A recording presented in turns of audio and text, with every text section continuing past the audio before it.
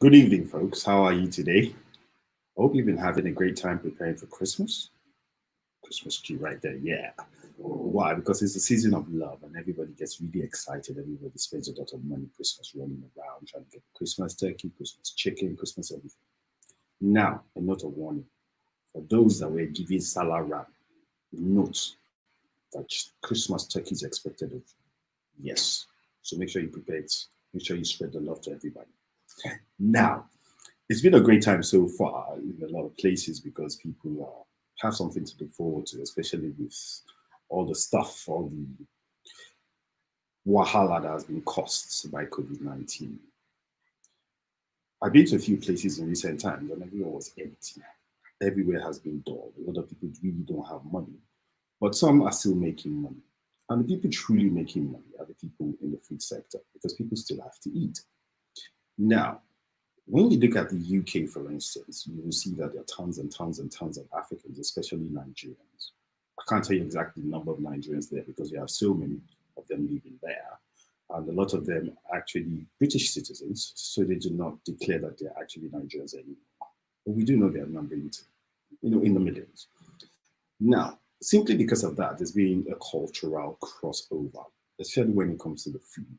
There are well over 100 at the very least, African restaurants in the southwest of England, where you have the majority of people. Anyways, a lot of business goes on there and everything. London is a financial capital, naturally, so a lot of people gravitate towards financial capitals wherever they are.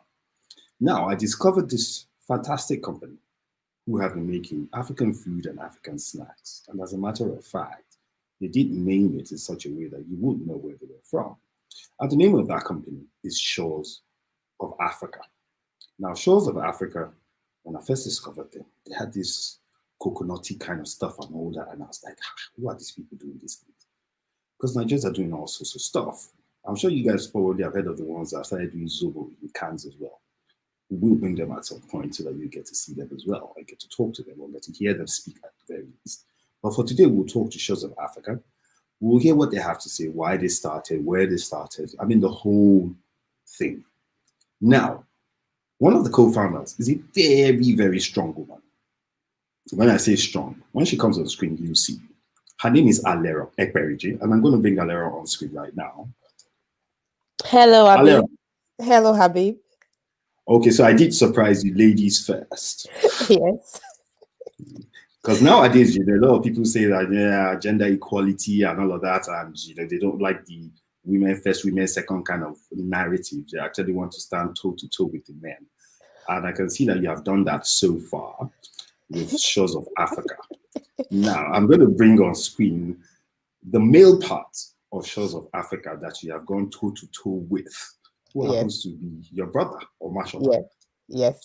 Hi, Omatshola. How are you today? Hello, Habib. I like that word toe to toe. She's been going toe to toe with me for many years now. So. Oh, yes. I mean, because it takes a really, really tough woman to go into business in the first place. Yes. And then for a woman to go into food, that's another strong woman. But also crossover, multicultural. So you're carrying the culture of Africa, the culture of Nigeria. You're taking it into the UK. You're introducing it to people in form of food, processed snacks, and all of that.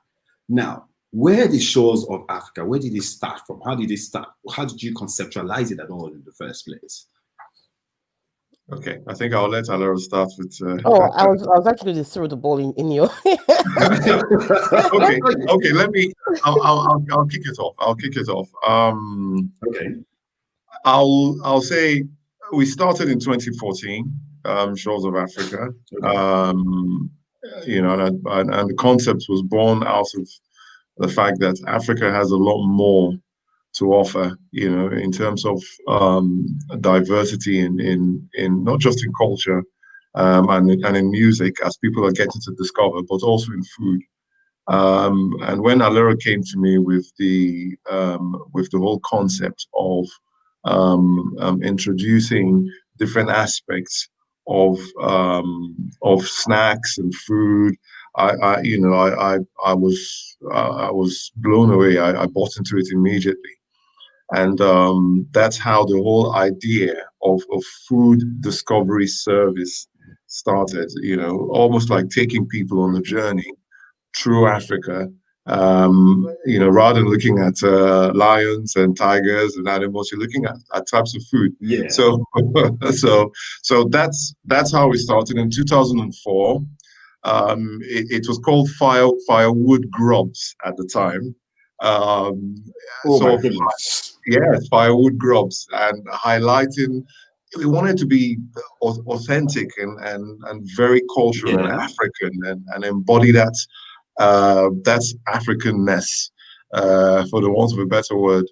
But then we spoke to some very smart marketing people, and that's how we gave birth to the brand Shores of Africa. So from the Shores of Africa, we're bringing or introducing the entire world to all sorts of wonderful snacks. Now, I've seen some of your stuff, so I do agree that there were some very smart marketing people involved. Yes. But the first name, where did the first name come from? I mean, who came up with that name? Myself. Alero, I saw that you hesitated there. Why did you hesitate? Because I was waiting for Shola to answer. Why did you hesitate over that? Because I was waiting for Shola to answer. That's why. Huh? No, because I was waiting for Shola to answer. That's why. Yeah. That's why. That's Because why. people say that there's a lot attached to a name, especially when you're a startup and all of that. There's always a lot of sentimental or emotional attachments to whatever it is that you've started, especially when it comes to the name, the logos, and stuff like that. So I'm sure it was quite of an emotional journey for you to have actually changed that name. How did you manage to now cross over and change it? When we started working on the Shores of Africa brand, then it was Firewood Group. Like Shola said, we worked very closely with designers, and marketing professionals, and they felt the name Group just didn't sit too well. They said, think of another name. And as Shola stated, what we wanted to do at the time and what we're doing now is to put the stamp, the African continent, show the world what Africa has to offer, and not just from, say, West Africa, but from Africa as a whole. So that's how the name itself came about. We wanted a name that will stand strong, and Shores of Africa seemed to be the best fit. Oh, wow. Now, when you say Shores of Africa and you wanted to take Africa into the global space, didn't you think that was a pretty large project, considering that you have well over 600, indigenous nations within Africa in itself? And when you look at the genetics, the DNA of each African, they're as diverse as, they're not as diverse, they are much more diverse African nations than you have a European to the Chinese, for instance. So that's a lot of work, isn't it? Do you want to answer that or? Yeah, go on. I'll ladies first. Well, first of all, I'm one that is always up for a challenge. I like to think outside the box. I'm one for creativity. And it's, to me, I don't see it as a challenge as such, Okay. but not one that we cannot sort of like conquer or overcome. I find it quite interesting that we can go into different parts of Africa, and pick different foods, and develop. One thing that binds us and brings us together is food. And Africans, we love our food and we love good, tasty food, So I didn't see it as much of a big hurdle that we could not overcome at all. It's one that we're embracing. Yeah, when it comes to food, Shola, I know how especially African men are. I have a cousin, Mohammed Mustafa. Mohammed Mustafa, I mean, he can stay in Nigeria for 6 months, and then he gets on a plane and he gets to, say, England, for instance. And then the very next hour, he's saying, I want chop egusi. You know, Yeah, and all of swallow. that. Skelter trying to find where you can eat goat meat or, you know, cow tail and all of that. So it has been pretty challenging for a lot of Nigerians, particularly when it comes to Nigerian food or African food, especially because it's not that easy to find. Now, one of the challenges that we have had, or I have seen personally, when it comes to African food, is the presentation. And I saw your packaging and I was like, oh my goodness, who did this? You know, your packaging is superb. Can you tell us a little bit about that? What's the journey to getting that level Okay. of packaging? Thanks for that question. You're right. Even with the diversity that Africa has, as a people, we've always had a problem packaging all that beauty Yeah. in such a way that people can fully accept, embrace, and understand who we are, where we're from, and what we represent. Um, so I think from the onset, when Alero and I started, we agreed that we have to make this, even though we were in a niche, and we knew that there was no one in the market doing what we were doing. We knew that we had to rise up, we had to raise the bar. We didn't want to use any other standard apart from global. So we said, okay, Yeah. fine, we'll go out there, we'll see what's happening, and we looked at our packaging at the time, which was transparent and quite in keeping with the health food sector. But we said no, we want to go beyond just health food. We want anyone. We wanted to compete with brands from other nationalities, and that's where the journey started. So Africa is vibrant. Africa is a fun place, is a colorful place, and we wanted to make sure the packaging embodied everything that Africa represents. So it would have been pointless coming up with a packaging that was dull or below par. We are people of excellence, and I try to communicate that with a lot of my peers from other countries. Don't forget what's going on in Africa. We do love good things, and we're people of excellence. So we've represented that in the packaging. It took some time. It took work with professionals, but we're happy that we're there. So, Omatshola, when you talk of reflecting or portraying Africa, how colorful Africa is, the kind of good things that Africa does, Africans have got a lot of negative press all over the world for all sorts of funny stuff. A lot of people don't see the time, effort, the educational prowess of Africans, how they strive against all the odds to try to surmount the challenges of living in the Western world, especially.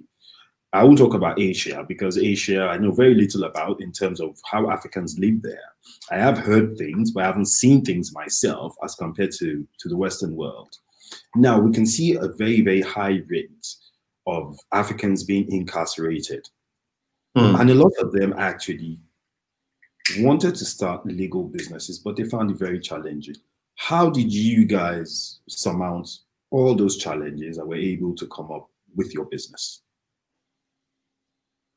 Well, I've been fortunate in the sense that before Shores of Africa, I was fortunate to start a business that dealt with bridging the skills gap between emerging economies and developed countries. So I had that little bit of privilege, should I say, before Shores of Africa.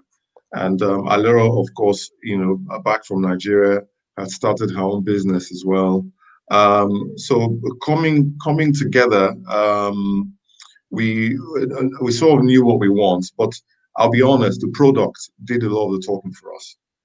Everyone we sat in front of, the first thing we did was, have a taste. And from a taste, like someone said, from a clap, that's how a dance starts. From a taste, they were like, oh wow, this is fantastic, and all of a sudden the buzz started. And in the early days, that was how it was. So the brand manager would say, oh, I know someone that can do this and do that. So again, people who bought into the concept and into the product connected us with one person who, having tasted, oh yeah, we'd like to identify with this, and that's how it started. It's like you said, it's not easy. A lot of Africans have got bad press in parts of Europe, and America, even Asia. But I believe that we can still, we're very resilient as a people, and our music industry. I love the fact that they are setting the pace. Afrobeat is everywhere. I tell people everywhere. Everywhere. It's and I'm very proud. I was in a car today with I'm presently in Tunisia, and I went out for a meeting. So the Tunisian friends that we went for the meeting together and all of that just switched on the radio station. We were in the car, and then the next thing I heard was P Square. I was like, are you kidding me? And I'm like, that's in the car. Even though it's a French-speaking country, but they were like, they were also grooving to. I'm like, you know the song? They were like, of course they know the song. They know the band. They know and all of that. So Africa, we keep looking at ourselves as being a very diverse continent, but what binds us together is much, much, much deeper than what actually separates us as a people. So you guys, you're doing West African, are you doing North African, are you doing Southern African? Where are you putting your stuff? Oh yes. Alero, sorry, I know I'm maybe I'm I'll take you up on that. Okay, all right. Okay. Like Shola stated, as Shola stated earlier, Shores of Africa is a food discovery company, right? Yeah. And the whole idea is to tap into, the continent itself. Obviously, we're Nigerians, so it's only natural for us to start from West Africa itself. So the plan, as the years go by, is to develop other products from different parts of Africa, other unique products from different parts of Africa. And I think the whole idea for us is not just bringing out products, for the sake of it, but bringing out products that people with special dietary needs can also enjoy, when they eat it. So that's the plan. We're going to go into other parts of Africa, not just limit ourselves to West Africa. I don't know if Shola wants to add something to that. Yeah. I said earlier that I was privileged to have started a business that's sort of linked or bridged the skills gap. East Africa was my that was my area. That was my forte. So I traveled to Ethiopia, Tanzania, different parts of, and apart from work, I've been to other parts of Africa. And that's like you said earlier, Habib, it's so diverse, but that's where the fun is. That's where the fun is. Yeah, I know. That's where the fun is. And it's a journey. We are already looking at other products. We've started with our coconut thins, and these are snacks that's in Nigeria. We're kids. We used to eat them in parties. We took them, not that we took them for granted, but we never, we just enjoyed them, But here, people will have them and they'll be like, wow, this is fantastic. So loads of ideas. And Alero and I are so excited, because if everyone's raving about the coconut things, you wait and see what we've got coming up in the pipeline. Oh, wow. I can't wait. And I will agree with you to a certain extent, because I do think we did take it for granted, because I gave my neighbor in Dublin some kuli some time ago, and the guy went red in the face. We were like, you have to get me more of this spicy stuff. I'm like, this guy is chopping kuli and speaking for them. Even though he's an Igbo guy,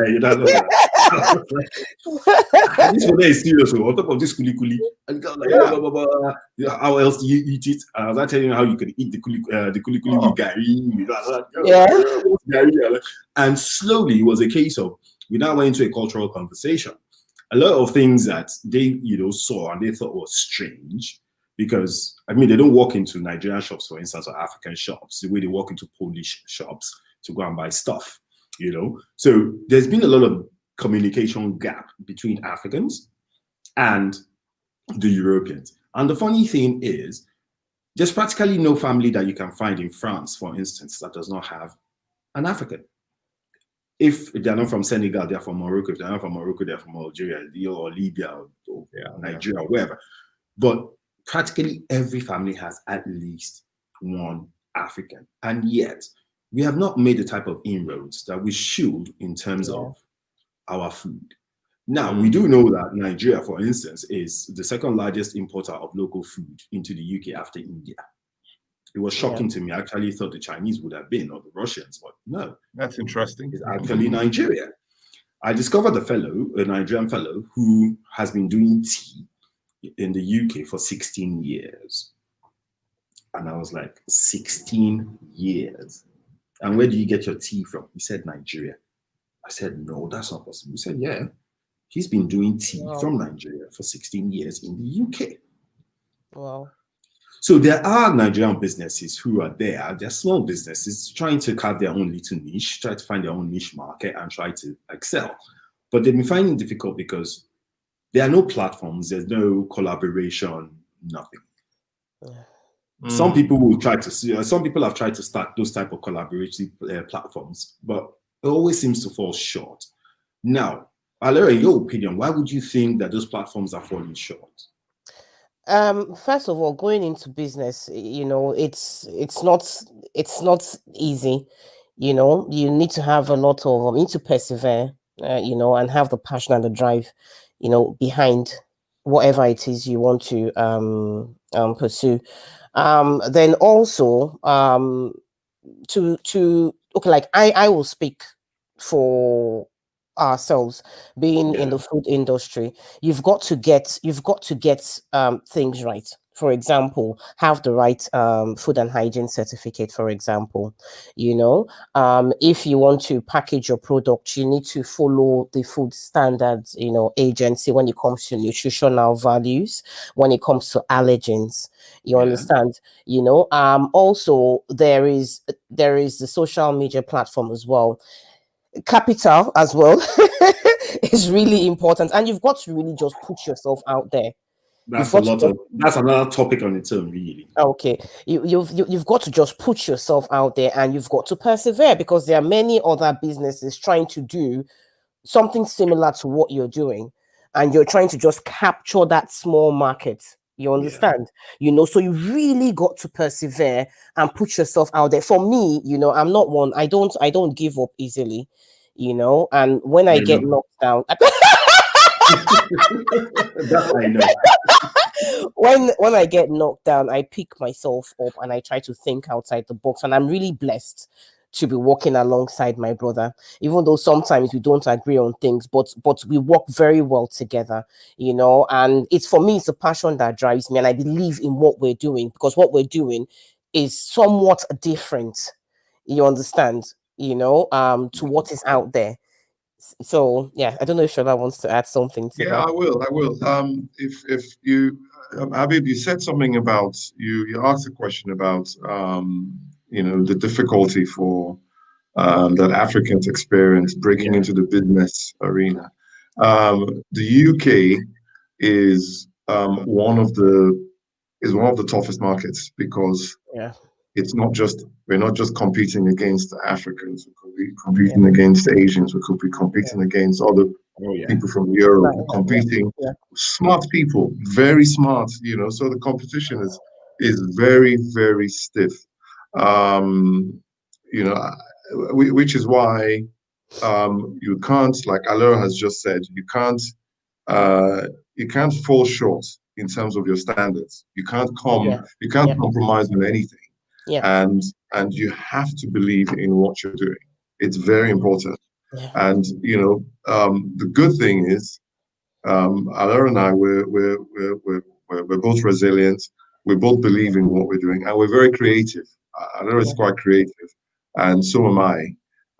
So sort of our vision or our creativity has helped us shape the vision that we have for the company. So we know it's not going to be a 100-meter sprint.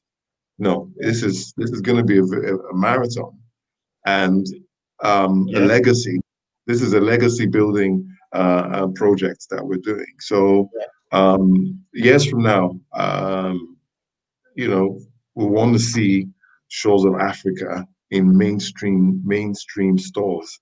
Yeah. And people just say, Shores of Africa, whether it's in France, in Europe, in Germany, give me that Shores of Africa, whatever, and they say it casually, true. And that's where we want to be, not just for ourselves, but we also want to show people that, Africa, we can bring something to the table, not just, we can bring something. We are already bringing a lot to the we table. are true. That's true. The glass ceiling, we all know there's a glass ceiling, and we all know that glass ceiling has been shattered a few times, but it's still a continuous journey. We also are hoping that at some point, we'll be able to say Fromaradio to we're bringing something to the table, the way Africans are trying to bring something to the table as well. Now, before we go too far, let's show the guests, the viewers, what it is that we're making so much noise about in terms of your brand. We'll be right back shortly after this.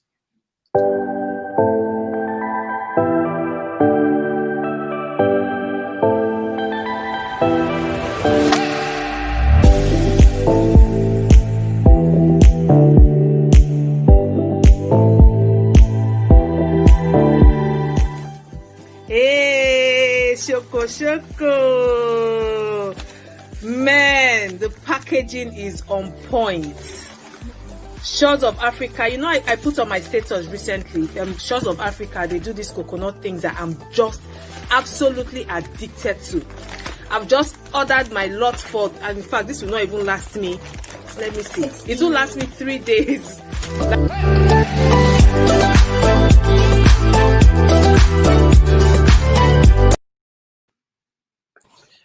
Now, that packaging, I'm a packaging guy. Well, not packaging in that sense, but I'm in marketing, so I understand exactly what it is, that you have done there to a certain extent. That's a lot of work. Yes. A lot of work. It must have taken you forever to arrive at that point where you say that packaging was just about right. Yes. I'm laughing. Wow. Well, you're laughing. There's a story behind you. You want to tell us the story? Yes, because Shola knows me very well. I'm one for detail. Oh my goodness, I'm one for detail. It has to be right. It just has to be right, So but you gave them a lot of help. Yes. But I think we were very fortunate to have worked with some very good designers. Seriously, we're very, very fortunate. A few years ago, when we were developing the Shores of Africa brand, and when they came up with the designs or different designs and all that, that was the one we settled for, and we're really, really pleased and we're happy that we did. So maybe you should mention how it was before the design started. Because exactly, because when we started, it was a see-through packaging, same shape as it is now, with a sticker on. So it was quite. It was quite. That was firewood grow up though. That was the firewood. That's true. That's true. That was firewood grow up. Of Africa, yeah. I remember because I followed you guys for quite a while. I've been like, I'm sure Alero will testify to that. So I've been like, oh, okay, all right, what's this about? And that was maybe 2 years ago or so, 2.5 years ago, that I've been curious about it, and I've been quietly watching and saying, okay, let's see where this is going, because I like to see things like that. I like to see Africans trying to bring their brand to the table. Now, tell me that the designers were African. No. Well, no. In maybe in spirit. Oh, Maybe my maybe goodness. they had the African spirit in them. Yeah. So how did they? That means Alero, you were practically sitting in their throats, not even on their necks, because for them to have been able to, because you see the colors, like now I can see where the influence of those colors come from, with Shola saying that he's been to East Africa, Ethiopia, and all of that, because I can see the fusion of those colors in the branding and all of that.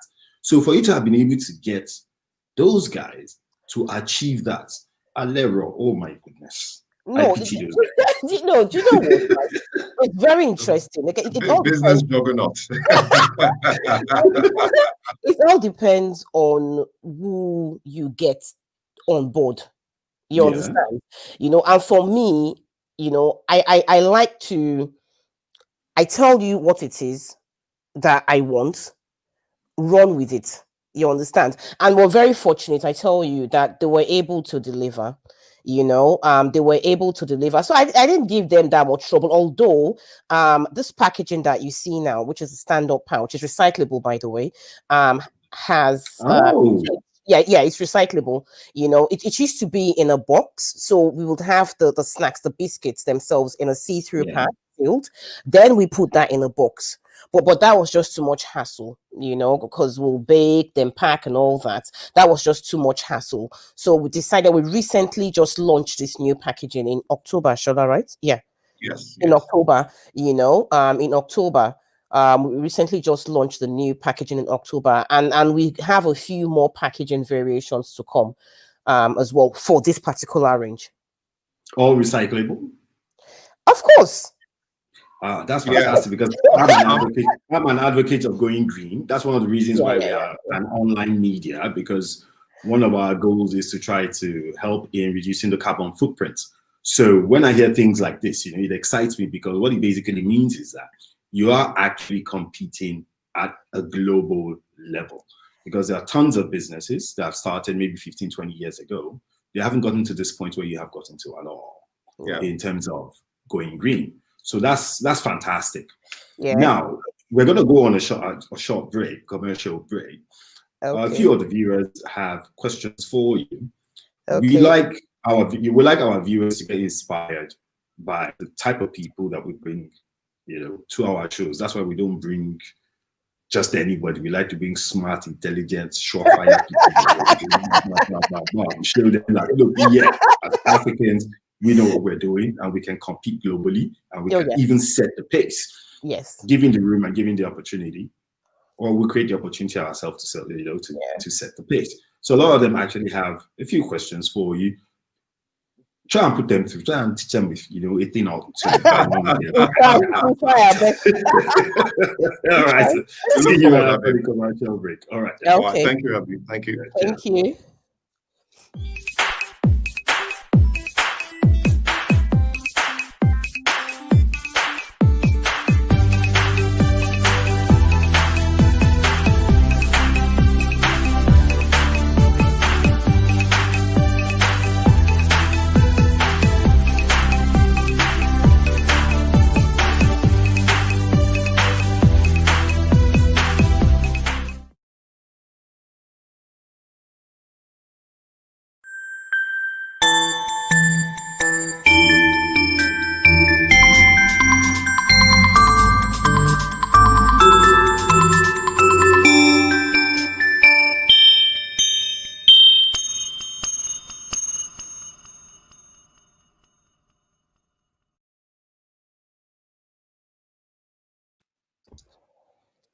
Good evening, folks. You're welcome to another edition of Just Banter. If you're just joining us, we are talking to Shores of Africa, a brother and sister duo who are doing some fantastic things when it comes to food processing, food marketing.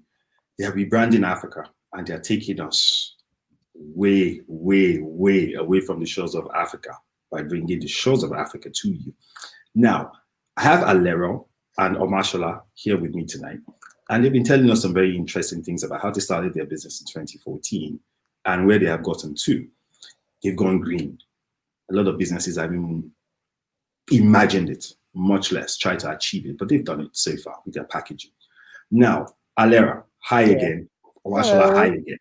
Hello, happy. It's great to have you guys. It's great to have you guys on. You guys are an inspiration to a lot of small businesses that have been trying to start up. A lot of them haven't started simply because they think it's too high. There are too many challenges, especially when it comes to things like funding, when it comes to like you're doing food, for instance. So you have to import a lot of your stuff. Now, do you import all your food? Do you import all the raw materials and process in the UK, or do you already process before importing into the UK? We have a list of suppliers, that we get our ingredients from. The whole aim is to get good quality ingredients, basically. So when because I deal with the supplier, so when we do order the ingredients, I'm asking for the product specification to see that the allergens that are on there, to see if the business itself that we're dealing with are accredited, a BRC accreditation and all that, and I'm very, very fussy with food. If I had my way, I will process the ingredients at the bakery that I work from. We some of the ingredients that we use to make the snacks itself, for example, black pepper, for example, I would blend it in the bakery, like the fennel itself, that is blended because I like it fresh. I don't want to lose the essence of the flavor that we use in the products. And we tend to use simple products, but good quality products as well, with as minimal processing as possible, so that's what we use when we make our products, and that's the aim anyway, to use products that have good quality and are minimally processed. If like I said, if I had my way, I would blend. Actually, do blend my pineapple puree at the bakery. Actually, I would process everything nice and fresh. But we get them from very good suppliers anyway. So. Yeah, but it's important to add that the products are they're baked, which means they're healthy, and they're baked here in the UK. So a lot of what we get is in terms of the ingredients and everything happens here. But in terms of the concept, that's where Africa comes in, because the inspiration, the ideas, they're all they all originate from Africa. Yeah. Okay, so we don't import our food. We don't import it already done. No, we would make everything ourselves. We make everything here. Yeah. That's very hands-on. Yes. Oh my God. So tell me, is this a full-time job for both of you, or you still have your jobs and then you're still doing this and trying to get off the ground, and then you cannot make it a full-time job? Sorry, do you want to answer that, Shola? Yeah. Okay. All right. You go. Where we've gone back into the market, right? And we've onboarded with a distributor that we used to be with. So basically, it's one where we are sort of restarting the journey, right? And we've got our own, jobs that we're doing on the side, part-time, so that we can at least balance and give Shores of Africa our attention as well, and grow the business to the point where, it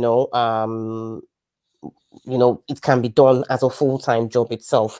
But we're very, very hands-on with what we do, from admin to business development, to product development and all that.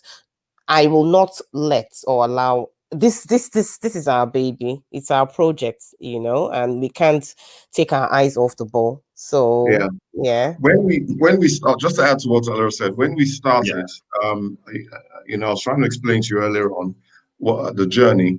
We got a chain called Planet Organic.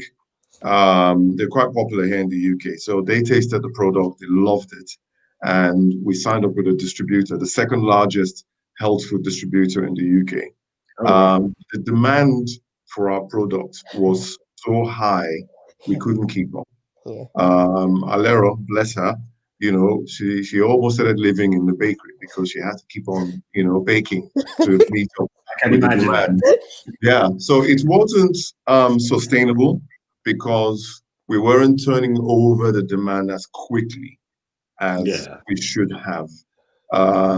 So we had to pull back, and we said, okay, you know what? Let's just respectfully cut ties with the distributor, suspend all that commercial activity, and we focused on events.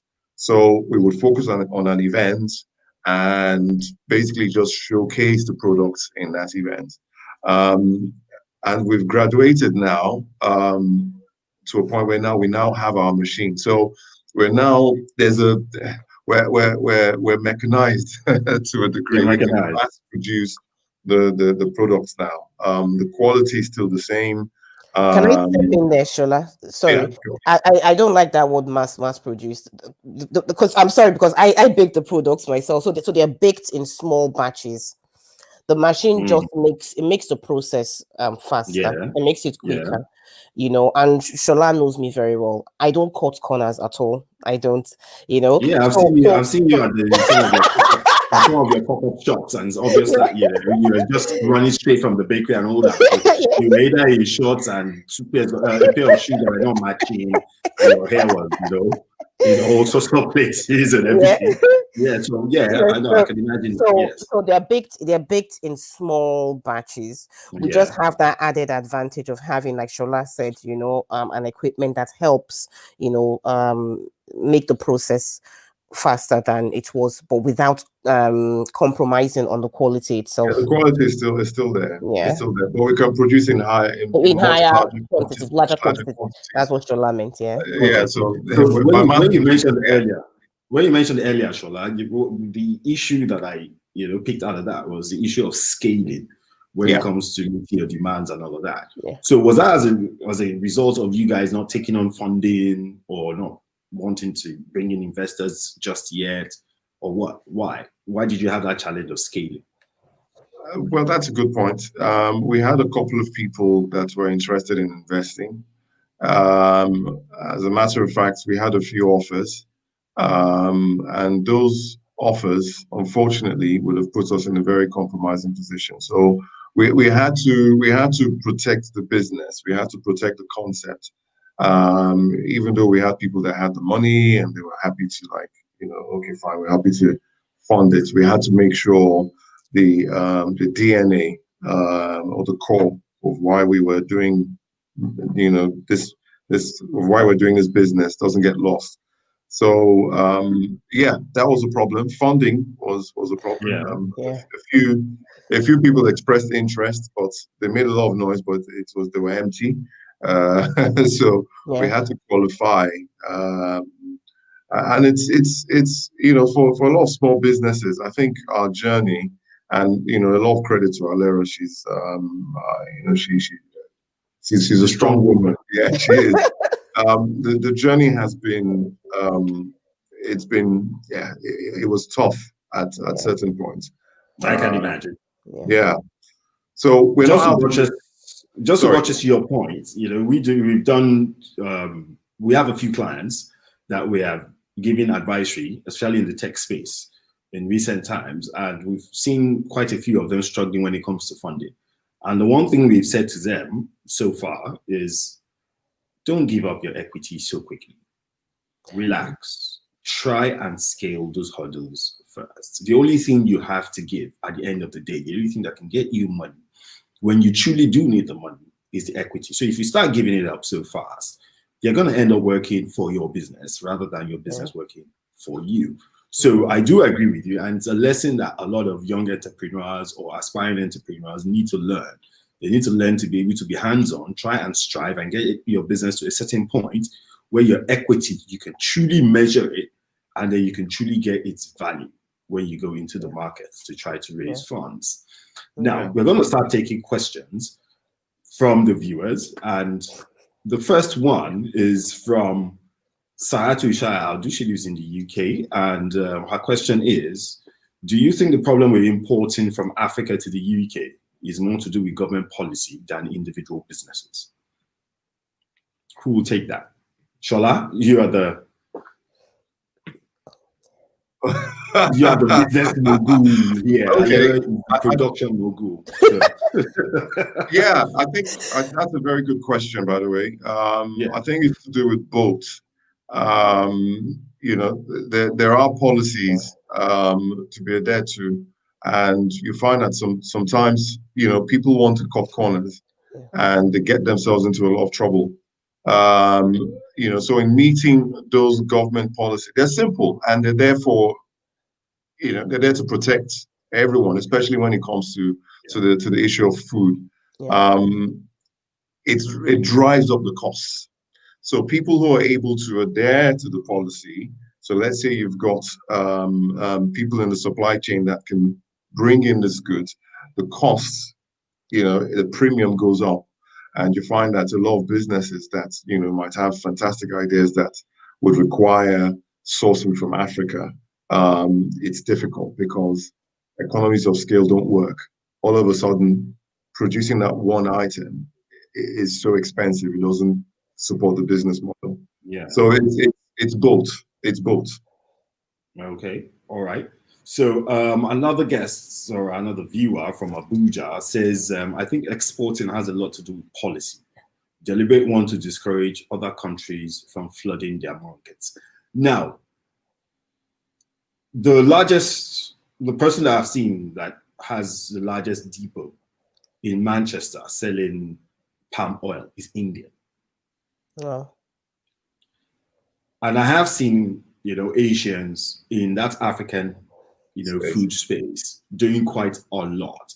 And I keep asking myself, how are they able to achieve so much in the African food market space? And Africans are finding it so tough, so difficult. I'm sure that comment is related to something like that, because is it that there's something that we're not doing right? Is it that, you know, Africans are not getting the right type of advisory? Is it that they're not able to establish sustainable supply chains? Or what particularly do you think is the challenge when it comes to that? Sorry, I need to jump in here. I know you've not asked me specifically. Alero, you can add. Go ahead. No. Go ahead. I'm listening. There is. I don't want to go overly political here because that's not the purpose of why we're here. But you find that with Asians, especially, you know, Indians and people from the Pakistani community, they are very collaborative. And one Indian links up with another, and they get a lot of support and push. In Africa, that's not the case. I mean, Alero and I had meetings with quite a few Nigerians. We were able to table, and of course, you know, demand. Of course. Oh, this is small change. Of course, I can do this, but you know, everyone there was no substance to it. So we need to support our own. That mentality isn't there. It's a mental shift. So when you see an idea, and it doesn't have to be, you know, a company a company funded by some scheme in Canada or the United States or the World Bank. For you don't have to wait for that for a local business to be pushed on. You as an individual, a successful business person, can do a lot. You know, get a few more guys together. If the idea is really good, there's a proof of concept, then support. And I would have thought that's what would have been happening, because there are a lot of private equity funds out there, and those private equity funds, the type of monies that they talk about, you know, it's shocking. They'll be telling you if it's not $100 million and above, they're not. I mean, even Dangote, how much does Dangote do in turnover, annual turnover, and all of that? How many businesses in Africa do that kind of money that you'll be talking about giving out $100 million, you know, as investments? So I would have thought that ordinarily, as Africans, we will be able to look inwards and say, okay, you know what, I have idle funds. What businesses are out there? What fits, you know, my investment portfolio that I can actually put some of my money into? But we don't see a lot of that happening. And I just wonder why, you know. But I guess that's another topic for another day. Now, Alero, the production guru, you're the one that does all the, you know. Now, a lot of women find it very difficult to be able to do what you do, maintain a home, maintain a job, and then run a side hustle, because that's what a lot of people call it. I don't know why the word hustle seems to be like a buzzword that everybody uses now, but basically that's what it is now, a side hustle. Now, how do you do that? How do you balance, all those heavy lifting, home, work, the side business, and all of that? Emotional balance, everything. It's a lot. Okay, first of all, I'm divorced and I've got 2 kids. And it's by nature, I'm one that is very, very energetic. Right. Okay. Once I put my mind to something, I like to see it through. Even when, I'm faced with challenges, I like to see it through, so there's that tenacity that comes with it as well. It's not easy trying to balance, like say work life, business, the children, pay them attention and all that. It's not easy, but it's got to be done. And I'm very, very lucky as well. Shola is my older brother. So when I'm having system. Sorry. I mean, system. I've got siblings.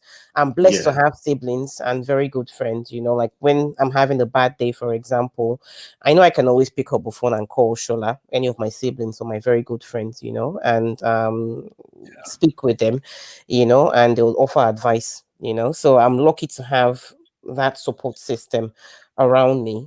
And I guess just within my personality, just the way I am, if sometimes I'm scared of my energy, I've got a lot of it. So that makes 2 of us. Anyway, so if you're watching this show and you're single and you are capable and have the energy, you just had Alero now. So you're looking at the gold mine there. So you better run quick and send us a direct message so that we can give you, or rather, we'll vet you first before we give you Alero's contact. Alero, now, you guys, so far, you have done a fantastic job. Yeah. Where do we hope to see Shores of Africa? I know it's a question that people ask and all of that, and I find it to be a pretty mundane question, but I'd like to ask it at the same time, because people do need to be inspired one way or the other. So where do you see Shores of Africa, say, in the next 5 years, in the next 10? Do you want to take that, Shola? No, you go then. Maybe I'll just you're the production guru division started. Shola is also the creative mind as well. The plan is business guru. The plan is to eventually have, because at the moment where we bake from a bakery, it's not our bakery. So the plan, is to have our bakery units that we can bake from, have the bakery accredited. Once we do that, then we can start to go out to the big guys, like Tesco, because Tesco will not touch you if you don't have certain accreditations. You understand, and so we've got that in the pipeline. And to be honest with you, would like to see our products on airlines. Would like to see our range of products. That's where I see, or that's where we see Shores of Africa in the next 5 years, not just in the likes of Tesco, Waitrose, and even globally, like other European countries or the Middle East. But we want to see our products on airlines, and be proud that as Africans we can go this far and produce quality products. You understand that people in different parts of the world can look and respect Africa, as a continent itself. So I don't know if Shola has anything to add to that. Yeah, no, spot on. That's the commercial side. A brand that's strong. Yeah. A brand that has a lot of we want to have more ranges as well. So we've got some coconut. We want to start adding. I don't want to let the cat out of the bag, but we want to start adding more to the range. Not yet. Start adding more to the range. But ultimately, I'm thinking build a community that cuts across not just Africans, Yeah. but other nationalities as well, to join us in this journey, and say, listen, it's a journey. And so we're going to weave in people's experiences, as they engage with our products. They understand where the products are from, and through the products, they're able to understand a bit more about Africa. So commercially, there's having that strength, but there's also the community as well, and trying to build a community around our brand, and get them engaged in the journey we're taking as a food discovery service. You guys have been absolutely fantastic tonight. Thank you very much. much. You are an inspiration to people, because some of the comments that have come in now, it's very clear that you've inspired people to come out of the woodworks and start talking about this, and talking about how people can do achievable things, can make things doable by just simply being able to focus, idealize what it is that they want to do, and then take the baby steps in that direction. So for those of you watching, if you need more information regarding some of this stuff, you can go to the comment section. But I'm going to put one of the comments on the screen now for some people to see. So they said, I'd saying have revolutionized the export from Nigeria and import to the West. If smoked dried catfish, crayfish, snails, etc., directly from Western Nigeria to a market of Africans in the diaspora. So if you're looking to develop a supply chain, what that basically means is there are businesses out there who have established the supply chains that you can tap into, and then you can also, try and grow a small business from there, whether it's a cottage business or a small business, and then you can scale from there by just trying to leverage on what is already available rather than trying to do everything by yourself, because trying to do everything by yourself could be quite a Herculean task, So, but anyways, you guys, thank you so much for such an inspiring. Thank you, Habib. It's been a pleasure. I hope you have a fantastic Christmas and a happy New Year as well. Send me a branded shirt of Shores of Africa, and because I'm rooting for you guys. I want to see you guys on the largest airline in Africa, European Airlines. So I'm going, anytime I happen to fly any African airline, I'm going to be wearing Shores of Africa. I'm going to be asking the pilots and everybody, do you know Shores of Africa? If you don't, you get that. So I'm going to make sure I do that and make sure that I support you guys as much as I can. Because thank you very much. Without you guys, there's no us. We love you when it comes to fromaradio.com. We love entrepreneurs likewise who are doing fantastic things. And we hope to see you sometime soon, probably sometime next year. We're going to check. That'll be good. That'll be very good. And see where you are, especially with those new products that you're talking about. And I have to be able to tell people, this is the bomb. I just tasted it. Thank you very much, Habib, for having us. Thank you. We enjoyed ourselves.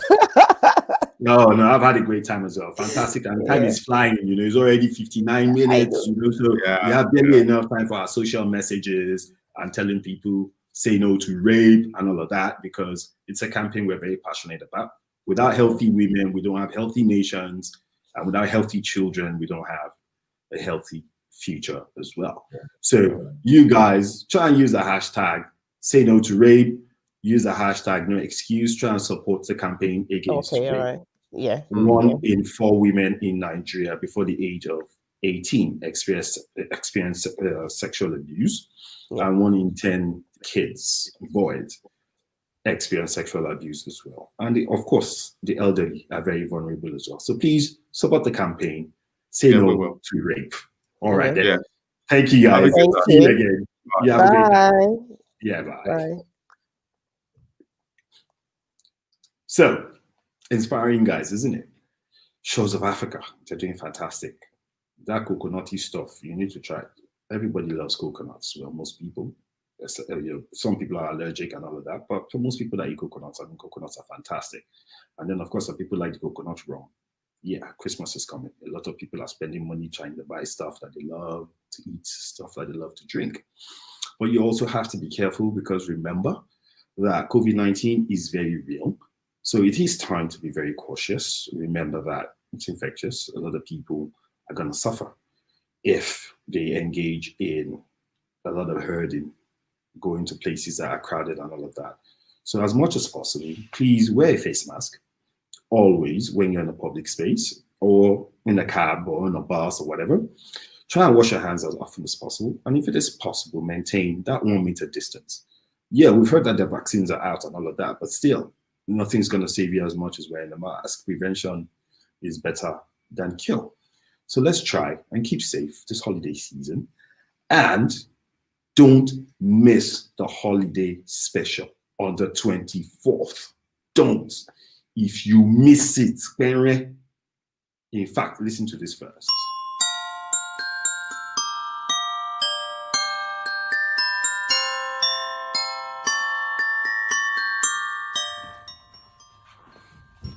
So it's Christmas and we're getting ready for tonight's show. Guess what? We're preparing a Christmas special for you next week. Don't miss it. It's gonna be the bomb. You're gonna get to meet Santa Claus. Ever heard of him?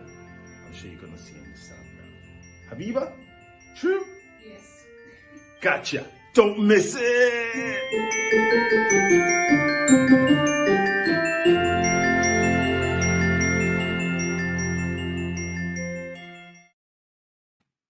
So you see, don't miss it.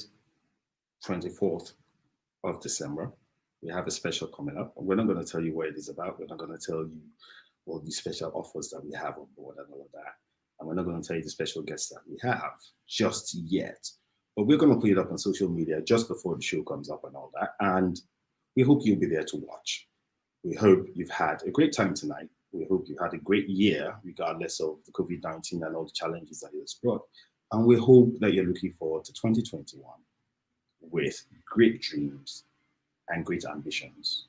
Conquer 2020 and then move on to 2021. See you on Thursday at the next show. Good night.